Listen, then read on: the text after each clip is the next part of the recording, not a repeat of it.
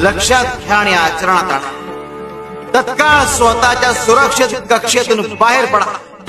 जेव्हा तुम्ही काहीतरी नवीन करून पाहण्यासाठी तयार असाल तेव्हाच तुम्ही प्रगती करू शकाल। शिव शंकर शंभो। न पटणारी एक गोष्ट आहे पण सत्य आहे।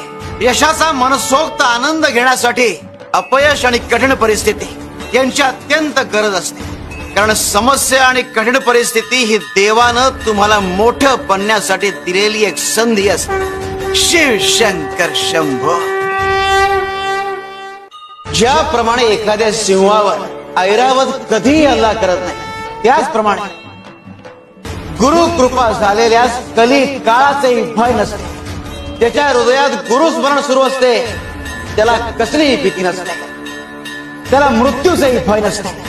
थोडक्यात ज्याच्यावर श्री गुरूंची कृपा असते त्याला मुळातच यमाचीही भीती असत नाही। शिव शंकर शंभो।